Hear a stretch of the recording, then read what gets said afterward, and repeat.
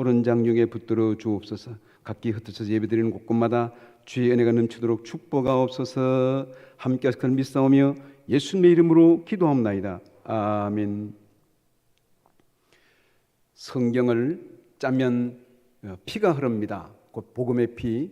구약을 짜면 제사를 드린 짐승의 피가 흐르고, 신약은 예수 그리스도의 보혈의 피가 흐르고 있습니다. 구약 성경 전체는 오실 메시아에 대한 예언의 말씀이요, 신약은 오신 예수님에 대한, 오신 메시아에 대한 기록의 말씀입니다. 오늘은 우리 절기로 종려주일입니다. 예수님께서 세상에 2000년 전에, 정확하게 2022년 전에, 좀 더 정확하게 말하면 2026년 전에 이 세상에 오셨습니다. 세상에 오셔서 우리가 딛고 가는 이 세상을, 우리가 지금 공기와 이 모든 자연 만물을 느끼는 이 모든 것을 주님께서 느끼면서 인간으로 오셨다는 사실입니다. 오늘은 주님께서 2000년의 세상에 오셔서 우리를 위해서 보배의 피를 흘리신 그 참 십자가를 지신 그날을 기억하는 종려주일을 우리가 이 날을 지키고 있습니다. 종려주일은 예수님께서 공생의 3년 사역을 마치시고 예루살렘 성에 입성하셨습니다. 예루살렘 성은 환영받는 장소가 아닙니다. 죽으러 가는 곳입니다. 죽음의 장소로 주님께서 끌려간 것이 아니고 스스로 가셨다는 사실입니다. 예수님께서, 우리는 로마 군병들, 유대인들의 앞잡이를 생각하지만은 그 예수님이 약해서 끌려간 것이 아닙니다. 마치 그것은 예루살렘 성이 회파된 것은 이 하나님의 능력이 부족해서 예루살렘 성이 회파된 것이 아니라 하나님께서 이 이스라엘 백성들이 범죄함으로 어찌할 수 없어서 하나님께서 그 성을 허셨다고 말했습니다. 마찬가지로 예수님은 뭐 능력이 부족하고 로마 군병들이 힘이 있고 그래서 간 것이 아니고 스스로 들어가셨어요. 스스로 예루살렘 성에 입성하시는데 어떤 모습으로 입성하십니까? 그는 나귀를 타고 입성하셨더라. 예수님은 만왕의 왕입니다. 예수님이 세상에 오신 것은 3대 직분이 있습니다. 그것은 첫 번째로는 선지자의 직분이 있습니다. 선지자는 하나님의 예언의 말씀을, 하나님의 말씀을 대언해서 선포하는 것이 그런 것이고, 우리는 우리도 이 시대에 선지자적인 사명을 가지고 있습니다. 예수님은 하나님의 말씀을, 예언의 말씀을, 앞으로 있을 모든 일들을 예언한 선지자의 사명을 가지고 오셨습니다. 두 번째로는 왕이십니다. 왕인데 어떤 왕인가? 어떤 분봉 왕이 아니고 king of king, 왕중 왕이십니다. 곧 만왕의 왕으로 모든 우주 만물의 왕으로 오셨다는 사실입니다. 그리고 또 하나, 예수님은 제사장으로 오셨어요. 제사장인데 대제사장으로 오셨다. 대제사장으로. 그러면서 오늘 예수님께서는 예루살렘에 입성하실 때에 일반적으로 왕이 행차할 때는 뭐 백마를 타고 군사를 거느리고 입성합니다. 그런데 예수님은 백마를 타고 입성한 것이 아니라, 우리가 예수님의 고난에 대한 그 모든 전후를 살펴서 알 수 있는 것처럼 나귀를 타고 입성하셨더라. 아무도 타보지 못한 벳박에 있는 어린 나귀 새끼를 타고 입성하셨더라. 나귀는 참 순합니다. 눈이 크고 아주 참 이렇게 주인의 말에 그대로 잘 순종하는 그런 것입니다. 그 나귀를 타신 것은 겸손한 모습입니다. 예수는 만왕의 왕으로서 왕궁에 태어나야 되는데 왕궁에 태어난 것이 아니고 지극히 참 낮고 천한 말구유에 태어나셨습니다. 지극히 겸손한 모습으로. 그리고 예수님이 이 땅에 탄생하신 그 자체는, 탄생 자체가 겸손합니다. 겸손함. 성육신, 인카네이션, 도성인신, 성육신하신 곧 하나님의 아들로 세상에 오신 그 자체가 겸손함입니다. 오늘 봉독하는 말씀에서는 예수님께서 이 땅에 어떤 모습으로 오실 것을 예언한 그런 말씀인데, 사복음서에 보여주는 종려주일로서 예수님께서 나귀를 타고 입성하셨더라. 그러면서 나귀를 타고 입성할 때는 사복음서에 나오는 모습처럼 사람들이 호산나 다윗의 자손이, 호산나 호산나 외쳤습니다. 호산나라는 의미는 우리를 구원하소서. 이 원래는 이게 기도문입니다. 우리를 구원하소서, 우리가 흔히 말하는 주여 그런 의미처럼, 또 우리를 도우소서, 우리를 구원하소서 그런 의미로 주님께서 예루살렘 성에 입성하실 때 많은 사람들이 환호하며 외쳤습니다. 호산나 호산나 외쳤습니다. 주님은 어떤 모습으로 메시아가 이렇게 어떤 모습으로 오실 것을 이렇게 예언했는가? 주님은 갑자기 오신 것이 아니고 이미 예언되었습니다. 그러므로 주님께서 오시기 전, 메시아가 오시기 전 수천 년 전에 예언되었습니다. 이미 창세기 3장 15절 말씀에 메시아는 오시되 여인의 후손으로 올 것이다. 그리고 메시아는 오시되 다윗의 뿌리에서 다윗의 후손으로 올 것이다. 예, 그러므로 예수님께서 세상에 오셨을 때에도 이미 다윗 왕조는 끝났지만은 남유다가 마지막 시드기야 왕으로 끝나서 왕조가 끝났지만은 놀랍게도 예수님께서 여리고에 가실 때에 예루살렘에 입성하실 때에 가는 곳마다 다윗의 자손이라는 호칭을 받았습니다. 그렇습니다. 예수님은 다윗의 나라를 회복하기 위해서 오셨습니다. 다윗의 후손으로 또 유다의 후손으로 다윗의 나라를 회복하기 위해서 오셨고 이 다윗의 나라는 영원할 것을 약속했습니다. 이렇게 여인의 후손으로 오시되 또 다윗의 후손으로 올 것이며 그는 또 예수님이 이 땅에 오시기 전 700년 전에 어떤 모습으로 오시는가? 동정녀에서 탄생할 것이라. 이사야서 7장 14절 말씀에 보라 처녀가 잉태하여 아들을 낳을 것이라. 이 동정녀라는 것은 결혼하지 않은 여자를 말합니다. 이 처녀가 잉태하여 아들을 낳을 것이라. 그 이름도 이미 예언되었어요. 그 이름은 임마누엘이라 하리라. 임마누엘, 하나님이 우리와 함께 계시다는 그런 뜻입니다. 이미 일찍이 예수님께서 탄생하시기 전에도 그 이름이 예언되었고 또 이렇게 동정녀에 의해서 탄생하실 것도 예언되었습니다. 그리고 주님은 어떤 모습인가? 오늘 우리가 봉독한 말씀에 이사야서 53장 5절 말씀처럼 주님께서 고난당하신 모습으로 이 땅에 오실 것을 말씀했습니다. 53장 5절 말씀 보니 그가 찔림은 우리의 허물 때문이요 그가 상함은 우리의 죄악 때문이라. 그가 징계를 받음으로 우리가 평화를 누리고 그가 채찍에 맞음으로 우리가 나음을 받았도다. 주님께서 세상에 오실 때에 고난받는 종의 모습으로, 징계받는 모습으로, 채찍에 맞는 모습으로. 그래서 이사야서 53장 앞에 1절 말씀에 2절 말씀에 보면 주님께서는 이 땅에 오시되 마른 땅에서 나온 줄기같이 고 모양도 없고 풍채도 없은즉 이에 흠모할 만한 아름다운 것이 없도다. 우리 예수님의 초상을 보면 이렇게 위험 있고 거룩한데 어떤 면에서는 예, 그건 잘 그린 모습이고 그보다 더 초라한 그런 모습일 것임에 틀림이 없습니다. 마른 땅에서 나온 줄기므로, 마른 땅에서 나온 싹이므로 얼마나 그것이 비틀어지고 그렇겠습니까?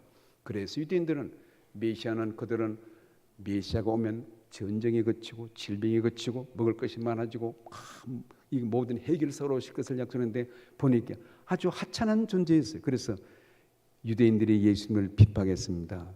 네가 유대인의 왕이냐? 네가 지금 말했다. 그렇다. 예, 곧 유대인들은 편견 때문에 자기 기대에 어긋난 그런 모습으로 세상에 오셨습니다.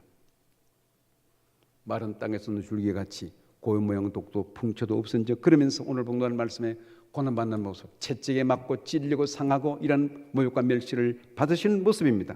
그러면서 그가 곤욕을 당할 때도 그 입을 여지 아니했다. 이사야서 53장 7절 말씀에 보니 그가 곤욕을 당하여 괴로울 때에도 그 입을 열지 아니하였으며 마치 도수장으로 끌려가는 어린 양과 틀강자 앞에서 잠잠한 양같이 그의 입을 열지 아니하였도다.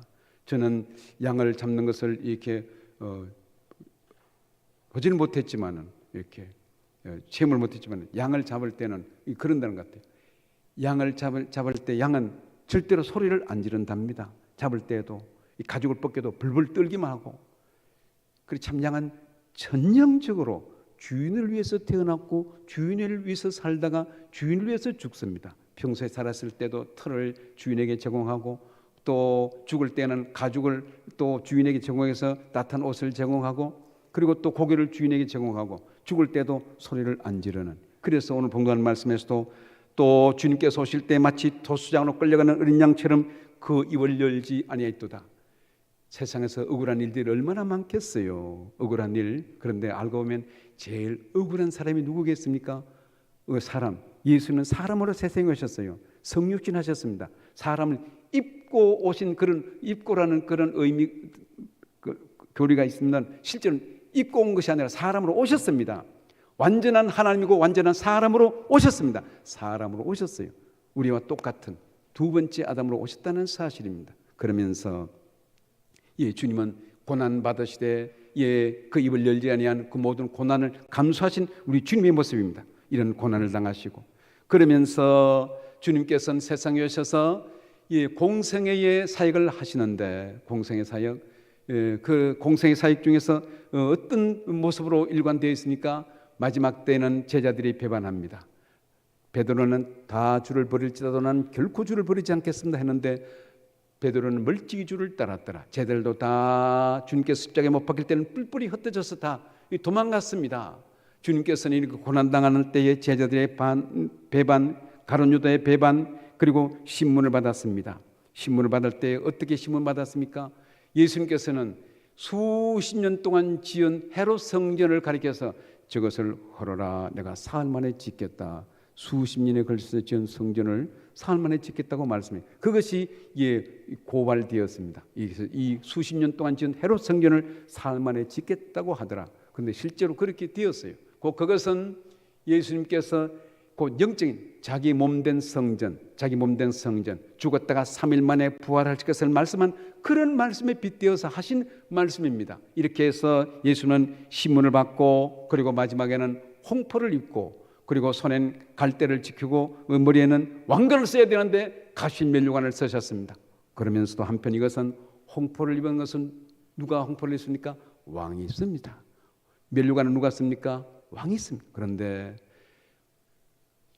영광스러운 그런 왕관, 금으로 된 왕관이 아니고 가시면류관을 쓰셨어요. 갈대를 손에 짚었습니다.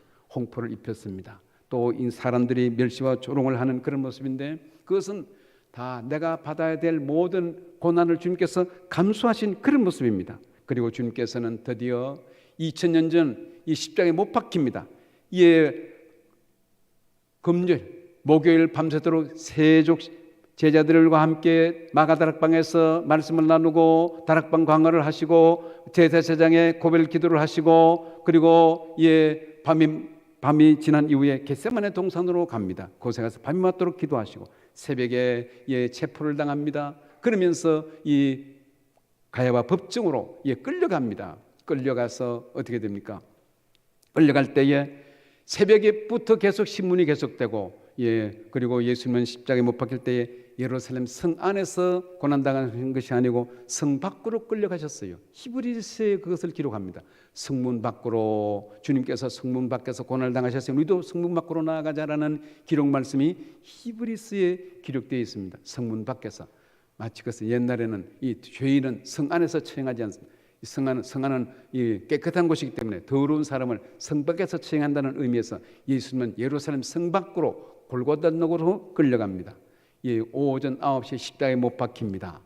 그리고 낮 12시에 웬일인지 해가 빛을 잃었어요. 지진이 일어납니다. 해가 빛을 잃고 그것은 오후 3시까지 계속됩니다. 주님께서 금요일 날 오전 9시부터 오후 3시까지 참 십자가 위에서 사람으로서 겪지 못할 온갖 고난, 온갖 모욕을 다 당하시는 그런 주님의 모습입니다. 주님께서 십자가에 못 박힐 때에 주님께서는 웬일인지 7마디 말씀을 하셨어요. 7마디 말씀은 이름하여 그것을 가상실현이라고 말하는데, 그것은 결론부터 미리 얘기하면 7마디 말씀은 예수님의 기도입니다. 예수님의 기도. 예수님은 그 생애를 기도로 시작해서 기도로 마쳤어요. 공생의 사역을 하시기 전 그는 40일 금식기도를 하셨어요. 금식기도를 하시고, 그리고 마귀에게 끌려 유다 광야에서 시험을 받습니다. 그렇지만은 주님께서 모든 것을 말씀으로 이겼습니다. 그래서 40일 금식기도 하시고, 그리고 그의 모든 생애도 보면 그는 늘 습관을 좇아 기도했다고 말해요. 습관을 좇아. 이제 내일부터 특별 새벽기도 하겠습니다만은 습관은 자기 일생을 좌우합니다. 좋은 습관. 예수님이 습관을 좇아 기도했다고 말했어요. 예수님의 생애는 공생의 사역을 시작하기 전 기도하셨고, 그의 모든 사역 중에 기도하는 습관이 있었고, 그리고 마지막 십자가에서도 기도하시는데 7마디는 그것은 바로 기도 내용입니다. 첫 번째 하신 말씀이 무엇입니까? 가상실현 중에서 첫 번째 말씀이 아버지여 저들의 죄를 용서하옵소서, 저들이 알지 못함이니이다. 저들의 죄를 용서해달라는 기도를 합니다. 그리고 지금 정황은 옛날 일을 용서하는 것이 아니라 지금 양손과 발에 못을 받고 있습니다. 지금 극악한 고통을 당하고 있습니다. 지금 고통을 당하고 지금 못을 박히고 있고 그런 가운데 아버지 저들을 용서하옵소서, 용서의 선언을 합니다.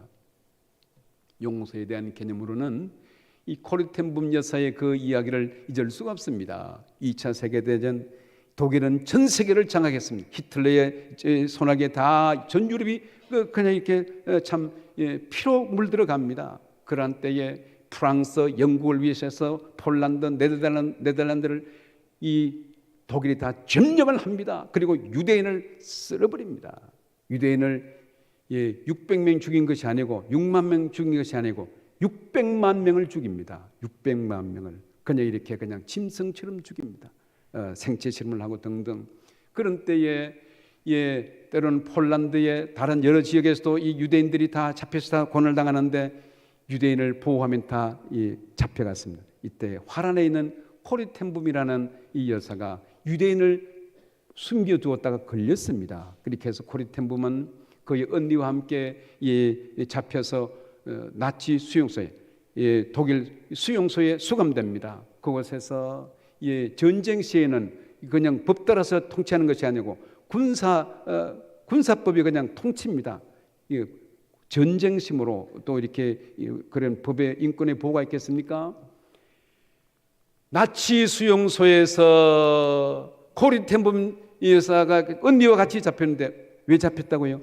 유대인 보호해 주었다고, 유대인들을 숨겨 주었다고. 잡히면 그대로 죽습니다. 죽는데 그래서 유대인을 보호해 주었다고 잡혀서 그것 때문에 수감되었습니다. 그리고 끝내 언니는 이 고문을 당하다가 죽었습니다. 수용소에서. 그렇게 코르텐붐은 견디고 하다가 어떻게 2차 세계대전이 끝나고 해방이 되었습니다. 거기서 나왔어요. 그 참 전쟁의 화마 속에서 옥고를 치르고 얼마나 참 많은 이 어려운 힘을 겪었겠습니까? 코르텐붐은 기도, 하나님, 이제 포로에서 나왔고 2차 세계대전이 끝나고 내가 할 일이 무엇이겠습니까? 그랬더니 너 복음을 전해라. 하는 말씀을 전해라. 그러겠습니다. 내 일생 남은 여생 복음을 전하겠습니다. 그래서 어디로 가서 전할까요? 너 독일로 가라. 독일로. 그래서 코르텐붐은 난 독일은 안 갑니다. 독일은 내 언니가 거기서 죽고 또 내가 이렇게 2차 세계대전 때 이 고문을 당하고 죽을 고비를 겪었으면 독일은 안 갑니다. 다른 곳에 가겠다. 그랬더니 독일로 가라. 안 갑니다. 독일로 가라. 그래서 결국은 코르텐붐은 그 말에 순종합니다. 독일로 가서 사랑의 메시지, 용서의 메시지를 전했어요.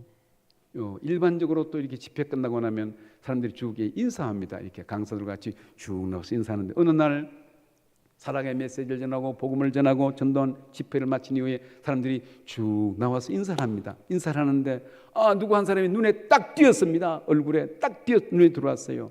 보니까 2차 세계대전 때에 그 수용소에서 자기 언니를 고문하고 죽였던 그 사람의 얼굴이 딱 떠올랐습니다. 그리고 자기를 고문한 사람이 그 앞에 서서 지금 자기 앞으로 다가오고 있습니다. 피가 거꾸로 쏟아졌어요.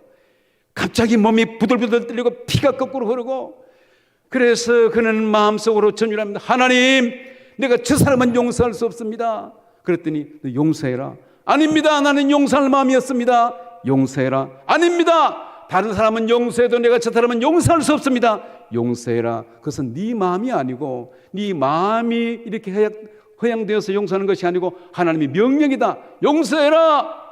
코르텐붐은 용서하는 그 명령에 몸을 부들부들 떨다가 자기도 모르게 손을 내밀었어요. 그리고 그 자기를 참으로 고문하고 자기 언니를 죽였던 그 전몸을, 이 간수를 끌어안았습니다. 그때 그 간증에 보면 물 밀듯이 흐르는 하나님의 사랑이 자기를 감쌌더라. 그리고 안고 서로 용서를 선언하고 용서를 하고 그렇게 해서 하나님의 사랑을 나누었다는 그런 코르텐붐 여사의 기록이 있습니다. 무슨 얘기입니까? 오늘 본문의 말씀에 아버지여 저들을 용서하옵소서. 그것은 상대방이 뭐 잘못하고 빌고 그렇게 해서 그것이 아니고 지금 양손과 발에 못을 박는 무리들은 자기 잘못을 모릅니다. 유대인은 자기 잘못을 모릅니다. 그렇지만 너는 용서해라. 너는 용서해라. 하나님의 명령입니다. 우리는 하나님 명령대로 말씀대로 순종할 때에 복이 임하는 줄, 능력이 임하는 줄 믿습니다.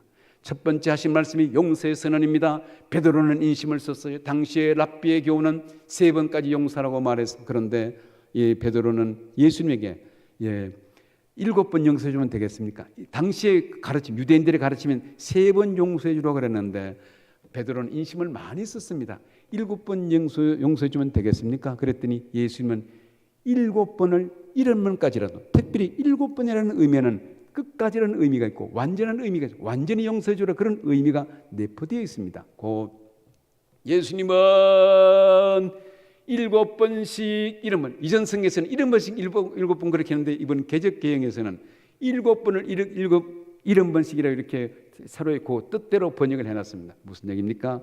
7번을 이런 번 하니까 77에서 490번입니다.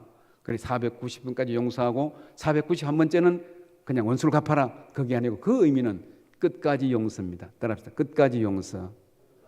왜냐하면 주님의 용서를 우리가 받았어요. 우리는 주님의 용서가 없이는 살아갈 수 없는 우리들입니다. 하나님의 은혜가 없이는 살아갈 수 없는 우리들입니다. 하나님의 은혜를 입었어요 우리가. 그러므로 아버지여 저들을 용서하옵소서, 저들이 알지 못함이니이다. 주님께서 십자가에서 제일 먼저 용서의 선언을 하셨다는 사실입니다. 그리고 또 두 번째 하신 말씀은 한편 강도가 있었습니다. 어느 쪽 강도인지는 모르겠으나 한편 강도가 해결했습니다. 당신의 나라에 임할 때에 나를 기억하소서. 그럴 때에 예수님께서 그래 3년 후에 보자, 10년 후에 보자 그런 것이 아니고 오늘 내가 나와 함께 나곤 있으리라. 할렐루야. 오늘이라는 말씀을 해서 오늘 내가 나와 함께 나곤 있으리라. 우리 신앙생활은 현재성입니다. 예수를 믿으면 3년 지나서 기쁨이 있는 것이 아니고 예수를 믿는 그 순간부터 기쁨이 있고 은혜가 넘치는 줄 믿습니다. 때로는 이렇게 내가 분노에 사로잡히고 번민에 사로잡히고 다 그것은 번민, 괴로움, 고민은 사탄이 주는 것입니다. 우리는 주님과 함께 기뻐하는 것입니다. 형편이 어려운데요, 내 코가 7자인데요, 그래도 기뻐하는 것입니다. 형편이 좋아서 기뻐하는 것이 아니라 건강해서 기뻐하는 것이 아니라 고난 중에서도 기뻐하고 환난 중에서도 기뻐하고 너는 환난날에 내게 부르시더라 내가 너를 건지리니 내가 나를 영화롭게 하리라. 우리는 고난 중에서도 기쁨을 잃지 않는 믿음의 교우들이 되기를 주의 이름으로 축원합니다. 바울이 빌립보 감옥에서 로마 감옥에서 그는 형편이 좋아서 내가 기뻐한다고 말하지 않았어요. 에베소서, 빌립보, 골로새, 빌립보서 옥중 서신을 쓰면서 빌립보서에 보면 빌립보 성도들아 나를 위해서 기도해달라 그렇게 한 것이 아니고 내가 지금 염려에 사로잡히다 근심에 사로잡히다 그런 것이 아니고 내가 기뻐하는 너희도 기뻐하라. 빌립보의 성도들에게 옥중 서신을 쓰면서 하는 얘기는 내가 기뻐하는 너희도 기뻐하라고 말했어요. 우리는 주 안에서 기뻐하는 것입니다. 곧 오늘 내가 너와 함께 나고 있으리라. 우리 신앙생활의 현주소입니다. 주님 때문에 기뻐하고 주님 때문에 감사하고 형편이 어려워도 감사하고 형편이 또 고난 중에도 아픈 중에도 감사를 잃지 않는 믿음의 교우들이 되기를 주의 이름으로 축원합니다. 한편 강도에게 오늘 내일이 아닙니다. 3년 있다가 아닙니다. 바울이 복음을 전한 것도 예수를 믿고 주님을 알고 난 이후에 3년 지나고 복음을 전한 것이 아니고 즉시로 다메섹 성안에서 세례를 받고 즉시로 복음을 전했어요. 예수는 그리스도라 증거한 것을 볼 수 있습니다. 오늘 나와 함께 나곤 있으리라. 우리 천국의 기쁨, 오늘의 이 기쁨, 오늘의 축복을 누리는 교우들이 되기를 주의 이름으로 축원합니다. 세 번째 하신 말씀은 십자가 밑에 서 있는 마리아를 인해서 여자여 보소서 아들입니다. 육신의 어머니도 제자 요한에게 마리아를 부탁하는 그런 모습을 볼 수 있습니다. 모든 책임을 끝까지 다 완수하는, 자기가 할 수 있는 모든 책임을 완수하는 그런 모습입니다. 제자 요한에게. 그래서 그런지는 몰라도 웬일인지 다른 모든 제자들은 순교했는데 유일하게 이 사도 요한만이 순교를 하지 않고 밤모습에 유비되고, 그래서 그는 순교를 하지 않고, 그렇다고 해서 그는 편안하게 지냈다는 것이 아니고 그도 유배되어서 온갖 일을 겪으면서 밤모습에서 하늘을 열리는 계시를 받아서 요한계시록을 기록한 것이 사도 요한입니다. 이처럼 이 어머니를 요한에게 부탁하는 그런 마지막 책임도 감당합니다. 네 번째로는 엘리 라마 사박다니 하나님이여 어찌 너를 버리시나이까. 역설적입니다. 우리 주님은 하나님께 버림을 받을 수가 없어요. 왜 버림을 당합니까? 내 허물과 죄 때문에 내가 받을 고난과 내가 받을 모든 모욕을 주님께서 대신 다 담당하고 있습니다. 우리는 주님의 십자가를 생각하면 또 이렇게 참 저런 십자가의 형상의 모습인데, 본래 초대교회 예수님의 힐브란트의 그림이라든지 보면 붉은숭이로 그렸지. 붉은숭이로. 주님은 마지막 옷을 벗김을 당합니다. 붉은숭이로 십자가에 못 박혔어요. 그래서 사람들이 그것이 나중에 너무 민망해서 이렇게 덧칠해 옷을 그려 넣었어요. 너무 민망해서. 왜 붉은숭이로 됐습니까? 내가 받을 모욕, 내가 받을 이 멸시, 천대, 부끄러움, 수치를 내가 받을 것을 주님께서 다 담당하셨습니다. 할렐루야. 주님께서 대신 담당하셨어요. 그러므로 엘리 라마 사막다니 하나님이 어찌 나를 버리시나이까. 이것이 시편 22편에도 예언되었는데 우리 오늘 봉독하는 말씀에도 권한받는 주님에 대한 모습이 나타납니다. 그리고 다섯 번째로는 내가 목마르다 물이 변화의 포도주가 되게 하고 떡 5개로 물고기 2마리로 5,000명을 먹여도 남게 하신 주님께서 뭐가 목이 마르겠습니까? 뭐가 목이 마르겠어요? 그런데 그것은 내가 사랑하는 백성들 아무리 사랑해도 입에 사랑을 알지 못하는 그 아픈 짝사랑의 마음입니다.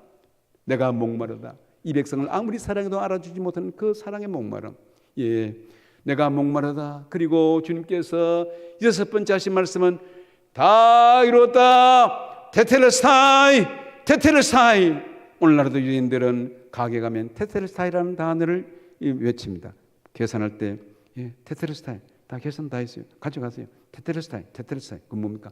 다 치렀다는 거예요. 물건 값을 다 치르고 슈퍼에서 값을 치르면 그것은 내 겁니다. 다 테텔레스타이. 주님께 십자가에서 내 모든 죄값을 다 치르신 줄 믿습니다. 다 치르. 그리고 마지막 7번째로는 내 영혼을 아버지 손에 부탁하나이다. 7번째 하신 말씀이 그것은 본래는 유대인들이 잠자리 들기 전에 늘상 하는 기도입니다. 잠자리 들기 전에 아버지 내 영혼을 주님께 부탁합니다. 그 기도입니다. 이 기도를 하시고 마지막 예수님께서 십자가에 돌아가셨어요. 그러므로 그림을 그려보면 예수님은 공생의 사역을 시작하기 전 유대 광야에서 40일 동안 금식 기도하시고 마지막 모습도 기도하시면서 그 생애를 마쳤어요. 다시 말해서 예수님은 기도로 시작해서 기도로 그의 생애를 마친 것을 볼 수 있습니다. 우리의 생애도 늘 항상 기도하면서 주 안에서 내 영혼을 주님께 맡기고 주님께 맡긴 삶을 살아가는 믿음의 교우들이 되기를 주의 이름으로 축원합니다. 이 일 이후에 어떻게 일이 일어났습니까? 예수님께서 갈보리 언덕에서 이렇게 십자가에 못 박힐 때에 웬일인지 땅이 움직였어요. 천둥이 치면서 지진이 일어났습니다. 그리고 웬일인지 해가 빛을 잃었더라. 만왕의 왕으로 오신 그 주님께서 1월 성신도 해가 빛을 잃었더라. 어두움이 임했습니다. 낮 12시부터 3시까지 혹이 일식이 아닌가. 일식은 잠깐 한 10분 정도 한 1분 정도 싹 지나가 버립니다. 그렇게 3시간씩 그렇게 안 됩니다. 일식이 그렇게 될 수가 없습니다. 해가 빛을 잃고 그리고 또 하나 놀라운 일이 일어났어요. 골고다 언덕에서 주님께서 십자가에 못 박힐 때에 멀리 떨어진 지금 골고다가 예루살렘 성 밖입니다. 예루살렘 성 밖인데 웬일인지 예루살렘 성 안에는 성전에 있는 이 성전의 휘장이 찢어졌어요. 이것을 마태복음에 그리고 히브리서에 이것을 자세하게 기록합니다. 휘장이 위에서 아래로 찢어졌더라. 휘장은 두껍습니다. 좀 이렇게 밧줄 정도 썩지 않은 밧줄이 있더라고요. 또 이렇게 패드도 같은 것도 길바닥에 까는 공원에 까는 그 패드 그건 안 썩습니다. 그것이 좀 그런 성질이 있는데 휘장도 두껍고 보통 10에서 15cm 정도는 두꺼운 것이어서 그건 뭐 칼로 찔 수가 없습니다. 낡아서 쳐진 것이 아닌가. 그렇지만 휘장은 두껍습니다. 헤롯 성전이 웅장한 것처럼 솔로몬 성전이 웅장한 것처럼 휘장이 두꺼운데 그 휘장이 그냥 찢어지면 가로로 이렇게 두 동강이 나는데 그 성읍은 위에서 아래로 찢어졌더라. 할렐루야. 위에서 아래로 찢어진 것은 무슨 의도가 있습니다. 의도. 누가 그것을 찢겠어요? 칼로도 못 찢습니다. 그런데 휘장이 찢어졌더라. 그래서 히브리서에서는 그 길이 주님께로는 새로운 살 길이 열렸다고 말했어요. 곧 성소에서 시정소로 들어가는 우리 사람과 하나님과 교제할 수 있는 이 모든 죄악의 담이 무너진 것을 의미합니다. 그래서 히브리서 기자는 우리가 하나님께 나아가서 아버지께 새로운 담력을 얻고 하나님께 나아가서 아버지라 부를 수 있게 되었다고 말하고 있어요. 우리는 성소 휘장이 찢어져서 오늘도 우리는 주님전에 나와서 재물을 가져온 것이 아니라 주님전에 나와서 하나님을 아버지라 부르고 기도하고 우리 몸과 마음을 들으면서 하나님을 찬양하고 있습니다. 주님께서 이렇게 하심으로 새로운 길이 열렸고 죄악의 담이 무너졌습니다. 주님은 이 땅에 오셔서 인간으로서 고난을 당하셨어요. 그리고 인간에 의해서 고난을 당했습니다. 그리고 또 인간을 위한 우리를 위한 이 고난을 담당하셨습니다. 그런 중에 오늘 본문한 말씀이 의미심장한 이야기가 있습니다. 53장 11절 말씀에서 보니 이렇게 기록되고 53장 11절 말씀 오늘 그가 자기 영혼에 수고하는 것을 보고 만족하게 여길 것이라. 나의 의로운 종이 자기 지식으로 많은 사람을 의롭게 하며 자기 지식으로 많은 사람을 의롭게 하며 또 그들의 죄악을 친히 담당하리로다. 여기 보니 여기에 자기 지식으로 많은 사람을 의롭게 하며 고 주님께서 십자가에 못 박혀 죽으심으로 우리를 의롭게 하셨다는 사실, 의롭게 된 것, 이 칭의, 그 제다가 칭의한 의롭다 하신 것은 그것은 우리가 그냥 교리를 만들어내는 교리, 칭의 교리에 대한 것이 조직 신앙에서도 나옵니다만은 우리를 의롭다, 이것은 법정적인 선언입니다. 판사가 법정에 선언하는 그런 의미로서 판사가 선언하는 효력이 있습니다. 그런 것처럼 주님께서 우리를 의롭다고 하셨어요. 의롭게 하신 것, 어떻게 해서 의롭게 되셨는가? 이것은 법정적인 선언이고, 법에서 무죄다 하면 무죄입니다. 그런 것처럼 하나님께서 우리를 의롭다 하셨다. 의롭게 하신 것은 어떤 의미입니까? 그것은 첫 번째로 무조건적이다. unconditional, 무조건적으로 우리를 의롭다 하신 그런 의미입니다. 이사야서 50장 8절 말씀에서 보니 나를 의롭게 하시는 이가 가까이 계시니, 나를 의롭게 하시는 이가 가까이 계시니, 주님께서 그렇게 나를 의롭게 하셨다는 것이죠. 나와 다툴 자가 누구냐? 나와 함께 쓸지어다. 나의 대적이 누구냐? 내게 가까이 나올지어다. 곧 나를 의롭게 하시는 우리 주님이시다 라는 얘기입니다. 나의 주님이시다. 그렇습니다. 주님께서 우리를 무조건적으로 우리를 의롭다고 하셨어요. 우리는 요한복음 15장 16절 말씀해 보니 너희가 나를 택한 것이 아니요 내가 너희를 택하여 세웠나니. 우리가 생각하면 내가 하나님을 믿고 내가 교회를 택하고 그런 것 같은데, 마치 자녀가 부모를 택할 수 없는 것처럼 하나님이 우리를 택해서 세웠다. 하나님이 너희가 나를 택한 것이 아니요 내가 너희를 택하여 세웠나니 이는 너희로 가서 열매를 맺게 하고 내게 무엇을 구하든지 항상 있게 하렴, 항상 그 열매를 얻게 하려 함이라. 주님께서 우리를 택하신 줄 믿습니다. 에베소 1장 4절 말씀해 보니 하나님 우리를 창세전에 그리스도 안에서 예정했다고 말했어요. 우리가 어떤 일을 잘 행하고 착한 일을 많이 하고 적선을 많이 하고 전도를 많이 하고 그렇게 해서 택한 것이 아니고 이미 창세전에 우리를 그리스도 안에서 주님께서 예정했다고 말해요. 창세전에 택했다고 말했어요. 왜 택했습니까? 어떻게? 그 기쁘신 뜻대로 그리스도 안에서 예수 그리스도를 담보로 하여 우리를 택했다고 말씀했어요. 베드로전서 2장 9절 말씀해 보니 너희는 택하신 족속이요 왕같은 제사장이요 거룩한 나라의 거의 소유된 백성이니 이는 내가 너희를 어두운 가운데서 불러내어. 그것은 뭡니까? 밝은 가운데 네가 착하니까 불러낸 것이 아니고 어두운 가운데서 죄에 빠져있고 죄의 소유에 빠져있는 아무짝에도 없는 그런 우리를 불러냈다고 말씀하셨어요. 그러므로 우리가 하나님의 부름을 받은 것은 이 기가 막힌 은혜요, 놀라운 이 칭의 교리가 성경 전체에 기록되어 있습니다. 그것은 단순히 교리를 만든 것이 아니고 성경을 쭉 살펴봤더니 하나님께서 우리를 의롭게 하셨더라. 칭의하신. 그리고 두 번째로는 우리 칭의는 주님께서 우리 모든 죄를 담당하심으로 우리가 의롭게 되었다는 사실입니다. 베드로전서 3장 18절 말씀은 이렇게 기록되어 있습니다. 그리스도께서도 단번에 죄를 위해 죽어서 의인으로서 불의한 자를 대신하셨으니 이는 우리를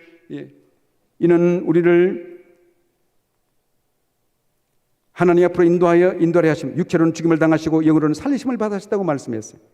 그리스도께서 우리를 위해서 불의한 자를 대신하셨으니 그리고 우리 죄를 사면하셨어요. 이사야서 43장 25절 말씀해 보니 나는 나를 위하여 내 허물을 도말하는 자니 곧 내 죄를 기억하지 아니하리라. 우리 죄를 도말하시는 주님. 네 번째로는 우리를 아무도 정죄할 자가 없다고 말했어요. 로마서 8장 1절 말씀해 보니 그러므로 이제 그리스도 예수 안에 있는 자에게는 결코 정죄함이 없나니 누가 우리를 정죄하리요? 사탄은 정죄합니다. 너 이 자식아, 너 쓸데없는 너 그래가지고 무슨 자격이 너는 못해, 안 돼. 사탄이 주는 것은 낙심이요 절망하게 하고 좌절하게 하는 것입니다. 그러나 주님께서는 누가 우리를 정죄하리요? 주님께서 우리 모든 헌무와 죄를 다 담당하시고 죄값을 치렀습니다. 테텔사이 다 치렀어요. 그래서 우리를 의롭다고 칭한 것입니다. 그래서 내가 인격적으로 뭐가 변화된 그런 의미가 아니라 하나님의 의가 우리에게 전가된 거예요. 하나님의 의가 마치 자녀가 부모의 유산을 상속받는 것처럼 하나님의 의가 우리에게 전가되었어요. 다섯 번째로는 우리는 율법으로는 우리를 거룩하게 될 수가 없어요. 율법으로는 갈라디아서 2장 21절 말씀해 보니 갈라디아서 2장 21절 말씀 내가 하나님의 은혜를 피하지 아니하노니 만일 어렵게 되는 것이 율법으로 말미암으면 그리스도께서 헛되이 죽으셨느니라. 우리의 여기 보니 21절 말씀에 만일 어렵게 되는 것이 율법으로 말미암으면 그리스도께서 헛되이 죽으셨다. 율법으로는 어렵게 될 수가 없어요. 21절. 우리 천천히 같이 읽겠습니다. 갈라디아서 21절 천천히 읽겠습니다. 내가 하나님의 은혜를 패하지 아니하노니 만일 어렵게 되는 것이 율법으로 말미암으면 그리스도께서 헛되이 죽으셨느니라. 율법으로는 어렵게 될 수가 없습니다. 율법으로는 구원받을 수가 없습니다. 율법으로는 어렵게 하지도 못합니다. 율법은 우리를 정죄만 하고 율법으로 우리를 고소고발만 합니다. 그러므로 이 모든 죄짐을 어떻게 할 것인가? 율법으로 우리를 그리스도 앞으로 인도하는 목학선생이라고 말했어요. 그리고 길라잡이, 우리를 그리스도 앞으로 인도하는 길잡이라고 말했어요. 율법으로 어렵게 될 수가 없습니다. 그리고 또 행위로는 어렵게 될 수가 없습니다. 로마서 4장 2절 말씀해 보니 만일 아브라함이 행위로 의롭다 하심을 받았으면 자날 것이 있으려니와 하나님 앞에서는 없느니라. 아브라함이 행위로 이렇게 어렵게 된 것이 아니라는 것을 말하고 있어요. 그리고 마지막에 창세기 15장 6절 말씀에서 보니 오직 믿음으로 어렵게 되는 것을 말했어요. 15장 6절 의미는 그 대단히 의미심장합니다. 이게 15장 6절 제가 읽습니다. 아브라함이 여호와를 믿으니 여호와께서 이를 그 의로 여기시고, 곧 이 말씀은 창세기 보세요. 15장 6절 자막을 띄워보세요. 15장 6절입니다. 아브라함이 아들 이삭을 바친 것은 뒤에 22장에 나옵니다. 22장에. 그래서 아브라함이 아들 이삭을 바침으로 어렵게 되고 그래 내가 어렵다 하던 그런 것이 아니고, 지금 이것은 이삭에 대한 이야기는 나오지도 않습니다. 그런데 여기에 벌써 아브라함이 그 아들 이삭을 제물로 바치기 전에 하나님께서 아브라함을 어렵다고 말씀하셨어요. 그것은 믿음으로 어렵게 된 것이다. 다시 6절을 읽습니다. 아브라함이 여호와를 믿으니 여호와께서 이를 그의 의로 여기시고 아들을 제물로 바치기 전에 벌써 우리를 의롭게 여기시다 말씀하셨습니다. 이 말씀을 결론 맺습니다. 주님께서 나를 대신해서 고난받으심으로 우리를 의롭다 칭하셨어요. 주님의 의가 우리에게 증가되었어요. 우리는 법정된 의인으로서의 이 선언을 받았습니다. 하나님 의인된 우리, 이제 우리는 주 안에서 오늘 주님께서 말한 것처럼 바울이 로마 감옥에서도 기뻐하는 것처럼 우리 주 안에서 내가 하나님의 의를 입고 주님의 구속을 받은 우리 이 의를 생각하면서 주 안에서 기뻐하면서 내게 주신 은혜의 사명을 감당하면서 온 세상에 나가서 이 의의 복음을 전하고 피의 복음을 전하고 주의 사랑의 복음을 전해서